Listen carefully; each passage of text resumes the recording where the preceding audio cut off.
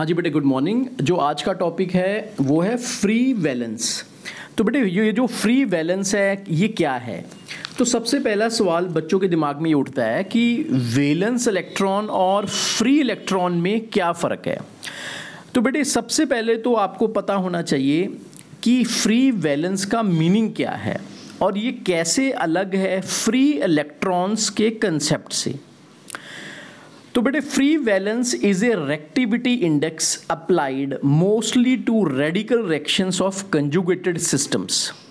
बेटे पीछे आपने मेरी एमओ थ्योरी के रिएक्शंस पढ़े हैं, उसमें ये देखा है कि जो फ्री वैलेंस होती है वो डिपेंड करती है कि वो कैसा रिएक्टिव है। और हमने ये भी देखा है इन ए system that can exert only a certain maximum of pi bonding powers। बेटे जिसमें रेजोनेंस ज़्यादा होती है, conjugated double bond single bond होते हैं, तो नेचुरली जिसमें कंजुगेशंस ज़्यादा होती है तो उसमें क्या है, फ्री वैलेंस ज़्यादा होती है। तो सबसे पहले फ्री वैलेंस और फ्री इलेक्ट्रॉन में क्या ये सेम है? नहीं बेटे, ये बिल्कुल भी सेम नहीं है। वैलेंस इलेक्ट्रॉन्स क्या होते हैं? जो कि लूजली बाउंड होते हैं एक एटम में। और फ्री इलेक्ट्रॉन्स क्या होते हैं? जो कंप्लीटली अनबाउंड होते हैं टू एनी एटम। याद रखो, जैसे हम कहते हैं ना कि मेरा सपोज हम ये कहते हैं कि आज के बाद से हमारा रिश्ता ख़त्म, तो इसका मीनिंग क्या है? वो फ्री इलेक्ट्रॉन्स की कैटेगरी में आ गया। पर फ्री इलेक्ट्रॉन का मतलब ये नहीं है कि फ्री इलेक्ट्रॉन मतलब आपका कुछ भी रिस्पॉन्सिबल नहीं है। अगर वो लैटिस का पार्ट है तो लैटिस की हीट में और लैटिस की फिजिकल प्रॉपर्टीज़ में, जैसे कि इलेक्ट्रिकल कंडक्शन है, वो उसमें अपनी हिस्सेदारी ज़रूर डालेगा। जबकि जो वैलेंस इलेक्ट्रॉन है बेटे, वो रिस्पॉन्सिबल होता है chemical reactions and chemical bonding of atoms. तो मेरी बात फिर ध्यान से सुनिए, फ्री इलेक्ट्रॉन्स फिजिकल प्रॉपर्टीज़ में अपना हिस्सा डालते हैं क्योंकि वो अब कंप्लीटली अनबाउंड हो जाते हैं एक एटम से, जबकि वैलेंस इलेक्ट्रॉन एटम के पास होते हैं and that are loosely bound to an atom. तो इसका मतलब सीधा सीधा ये हुआ कि ये जो वैलेंस इलेक्ट्रॉन है ये रिस्पॉन्सिबल है केमिकल रिएक्शंस के लिए और केमिकल बॉन्डिंग ऑफ एटम्स के लिए, जबकि फ्री इलेक्ट्रॉन्स सिर्फ और सिर्फ फिजिकल प्रॉपर्टीज जैसे कि हीट एंड इलेक्ट्रिसिटी कंडक्शन के बारे में ही अपना योगदान डाल सकते हैं।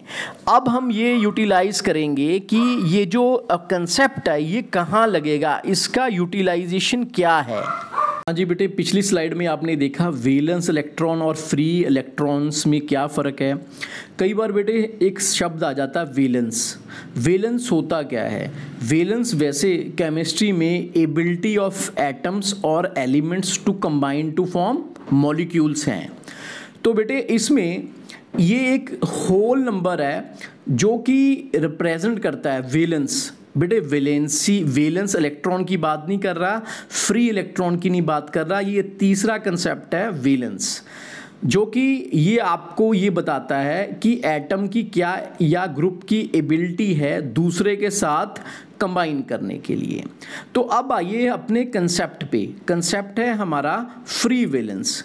तो बेटे जैसे आपने एमओ थ्योरी में देखा था कि हमारी एक बॉन्डिंग पावर होती है और free valence is a reactivity index applied mostly to the radical reactions of the conjugated system.